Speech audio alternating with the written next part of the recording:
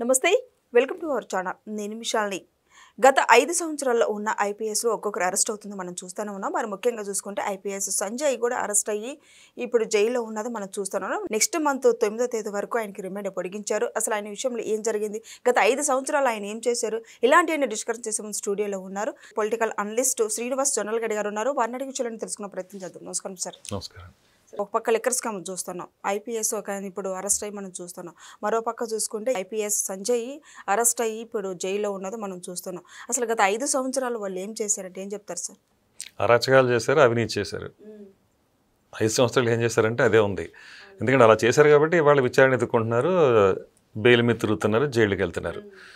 ఇదే సంజయ్ అంతకుముందు చాలా ప్రగల్భాలు పలికాడు చంద్రబాబు నాయుడుకి 10 ఏళ్ళు తగ్గకుండా శిక్ష వేయించానన్నాడు ఏదైతే అతని నిబంధనలకి అంటే అతని సర్వీస్లో ఉండి ఒక ఐపీఎస్ అధికారిగా ఉండి నిబంధనలకు విరుద్ధంగా అతను ఢిల్లీ వెళ్ళి ప్రెస్ మీట్ పెట్టాడు పొన్నవల సుధాకర్ రెడ్డితో అలాగే ఇక్కడ హైదరాబాద్లో కూడా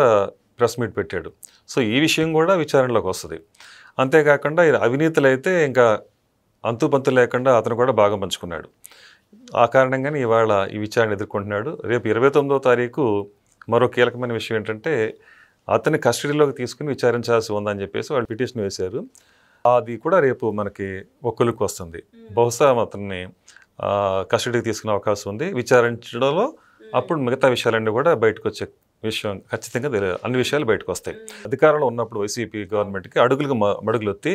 ఎన్ని అక్రమాలు అరాచకాలు చేశాడో అన్నీ ఒక్కొక్కటి ఇవాళ బయటకు వస్తున్నాయి అతనే కదండి ఇప్పుడు సునీల్ కుమార్ కూడా మనకి రఘురామకృష్ణ గారి విషయంలో ఆయన ఏం చేశాడు తర్వాత ఇవాళ ఆయనకు కూడా అప్పుడు సస్పెన్షన్లో ఉన్నాడు 2 రోజుల క్రితం మళ్ళీ ఆ సస్పెన్షన్ కూడా కొనసాగించుతున్నారు మరో 6 నెలల పాటు సో ఇవాళంతా ఇక నేరమయ జీవితాన్ని అంటే ఒక ఐపీఎస్లు అంటే ఆదర్శవంతంగా ఉండాల్సిన వీళ్ళే మరి దానికి విరుద్ధంగా ఇవాళ ఎంత అవినీతికి అక్రమాలకి మరి చేశారంటే అవన్నీ కూడా ప్రజల దృష్టిలో ఐపీఎస్లు అంటే ఒక చులకన భావం వచ్చేలాగా చేశారు అంటే ఏ పార్టీ అధికారంలో ఉన్నా కానీ తమ విధులు స్వేచ్ఛగా నిర్వర్తించుకునే అవకాశం ఉన్న ఐపీఎస్లు ఐఏఎస్లు ఇట్లా చేస్తే ఇంకా మరి సొసైటీకి ఇంకేం మెసేజ్ వెళ్ళొద్ది శ్రీలక్ష్మి విషయం చూడండి ఇవాళ మరి ఆవిడ కూడా మరి జైలు శిక్ష అనుభవించింది 10 నెలల పాటు 16 నెలలు ఏమో వచ్చేసి ఈయన జగన్మోహన్ రెడ్డి గారు జైలు శిక్ష అనిపిస్తే ఈవిడ కూడా 10 నెలలు జైల్లో ఉంది జైల్లో ఉన్నప్పుడు చాలా అనారోగ్యం పాలైనంది మానసికంగా చాలా ఒత్తిడికి గురైనంది నాంపల్లి కోర్టు దగ్గర ఎదురుపడ్డప్పుడు జగన్మోహన్ రెడ్డిని ఆ రోజున అందరికి గుర్తుండే ఉంటుంది ఎందుకంటే ఆ రోజున కన్నీళ్లు పెట్టుకుంటే ఇదంతా నీ వల్ల నీ కారణంగా నాకు ఇది వచ్చిందని చెప్పి నిలదీసిన సందర్భం కూడా ఉంది సో ఆ రోజు తెలుసు శ్రీలక్ష్మి వెనకండి ఎవరు నడిపించారు ఇవన్నీ కానీ ఇవాళ అవన్నీ తెలియనట్టు ఈ భూమన కరుణాకర్ రెడ్డి ఇవాళ అన్నీ కూడా వక్రంగా మాట్లాడుతున్నాడు ఏమనంటే ఇదంతా కూడా ఎవరి దొంగ అంటే ఈ దొంగ మా దొంగ కాదు మీ దొంగే అన్న విధంగా అంటే ఒక దొంగ నాటకానికి తెరదీశాడు ఇప్పుడు ఒకటండి ఇక్కడ ఆ రోజు ఓబుళాపురం గనుల విషయంలో మరి ఎంత ఘనాపాటీలు ఎంత ఘన చరిత్ర మరి క్రియేట్ చేశారో ఆ దోపిడీకి తెలుసు అలాంటి చరిత్ర మరి వీళ్ళు మార్చగలరా ఏమార్చగలరా దానికి సంబంధించి మరి వీళ్ళ పాత్రని మరి ఆ రోజు తెలుసు అందరికీ ఈ రోజు తెలుసు ఎవరైతే శ్రీలక్ష్మి విషయం సో శ్రీలక్ష్మి మరి ఎంతటి అవినీతికి ఆ రోజున మరి తెరదీసింది అంటే వెనుకుండి అన్ని నడిపించే కార్యక్రమాలు ఆవిడ కీలక పాత్ర వహించింది కాబట్టే తర్వాత ఆవిడ జైలు నుంచి వచ్చిన తర్వాత కూడా ఆవిడ పడినట్టుగా అప్పుడు మాట్లాడినా తర్వాత మళ్ళీ తిరిగి గవర్నమెంట్ ఏదైతే వైసీపీ గవర్నమెంట్ వచ్చిందో ఆ తర్వాత జగన్మోహన్ రెడ్డి ఆవిడ మళ్ళీ ప్రత్యేకించి పిలిపించుకుని మళ్ళీ తర్వాత కూడా గత 5 సంవత్సరాల్లో ఎన్నో అరాచకాలకి అంటే అవినీతికి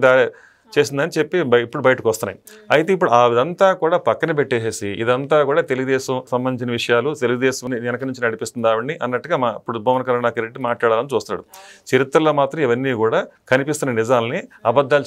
చేయాలన్న ప్రయత్నం తప్పితే అక్కడ ఏం లేదు సో ఖచ్చితంగా శ్రీలక్ష్మి ఓబుళాపురం గనుల విషయంలో కానీ 42,000 కోట్ల అక్రమార్జనలో కానీ ఆ రోజున రాజశేఖర రెడ్డి గారు బతుకున్నప్పుడు అలాగే తర్వాత కూడా మరి ఈవిడ కీలకంగా జగన్మోహన్ రెడ్డి వెనకండి చాలా విషయాల్లో అవినీతి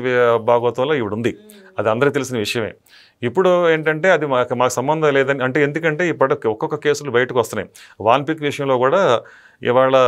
ఎదురుదెబ్బ తగిలింది హైకోర్టులో తెలంగాణ హైకోర్టులో జగన్మోహన్ రెడ్డికి దాంతో ఏమైందంటే ఎక్కడ శ్రీలక్ష్మి అప్రూవర్గా మారి తర్వాత ఈ విషయాలన్నీ బయటపెడదాన్ని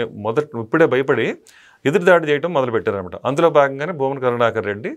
ఎవరైతే ఈ జగన్మోహన్ రెడ్డి ఇచ్చిన స్క్రిప్ట్ని చదివి వినిపించాడని చెప్పుకోవచ్చు. అయితే సంజయ్ తనే స్వయంగా సరెండర్ అవ్వడం జరుగుతుంది. అయితే ఈ నేపథ్యంలో ఆయన గత 5 సంవత్సరాల్లో చేసిన అక్రమాలన్నీ ఇప్పుడు ఆయన నిజాలు ఒప్పుకుంటాడా లేదంటే ఏం చెప్తారు మీరు? ఆయనకి నెక్స్ట్ మంత్ 9వ తేదీ వరకు రిమైండ్ పొడిగించారు. ఏం జరగబోతుందంటే ఏం చెప్తారు ఇక? ఆయన ఏదైతే ఒక కంపెనీకి డబ్బులు బిల్స్ పే చేశారో అసలు ఆ కంపెనీయే లేదని చెప్పేసి తేలిపోయింది. సో ఇంత తేటతలం అయిన తర్వాత ఖచ్చితంగా అరెస్ట్ అవుతాడు. కంపెనీయే లేదు, లేని కంపెనీకి ఇతను డబ్బులు ఇచ్చినట్టుగా లెక్కలు చూపించాడు. అది కూడా ఏంటంటే 50% ఏమో పనులు అయిన తర్వాత, ఆ తర్వాత ఏమో 25% ఏమో ఇది అక్కడ విచారణ చేసిన తర్వాత, ఆ తర్వాత ఇలా స్టెప్ బై స్టెప్ ఉంది. 5 సంవత్సరాల వరకు ఆ అమౌంట్ పే చేస్తే ఒక వెసులుబాటు ఉన్నప్పుడు మరి మొత్తం అమౌంట్ ఒకటేసారి ఎలా పే చేశాడు? సో ఇది కూడా ఖచ్చితంగా విచారణలో బయటకు వచ్చినాయి. సో దీన్ని బట్టి ఏంటంటే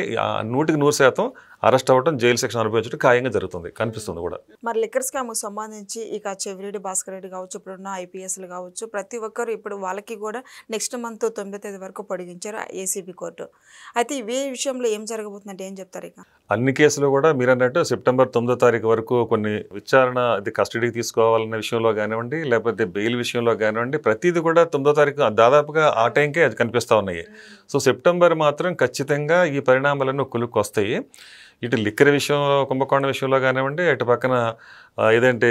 వివేకానంద రెడ్డి గారి హత్య విషయంలో కానివ్వండి, ఇప్పుడు ఈ అవినీతి భాగవతంలో బయటపడ్డ ఈ సంజయ్ విషయం కానివ్వండి, ఇవన్నీ ఒక్కొక్కటిగా తెర మీద అన్నీ ఒకటేసారి వస్తున్నాయి. దీన్ని బట్టి ఏంటంటే ప్రతిదానికి ఒకటి లింక్ ఉంది. సో ఈ సంజయ్ విషయం కూడా ఖచ్చితంగా దీంట్లో కీలకమైన అంశం అవుతుంది. అలాగే శ్రీలక్ష్మి విషయం కూడా. సో వీళ్ళందరూ కూడా అప్రూవల్గా ఇందులో ఎంతమంది మారుతారు, తర్వాత దీనివల్ల ఎలాంటి పరిణామాలు చోటు చేసుకుంటాయి అనేది కూడా చూడాలి. సో ఇదంతా చూశారు కదా, ఇక సంజయ్ ఇక నెక్స్ట్ మంత్ 9వ తేదీ వరకు పొడిగించారు కాబట్టి ఇక నెక్స్ట్ ఏం జరుగుతుందో నెక్స్ట్ వీడియోలో అయితే తెలుసుకుందాం. Thank you sir.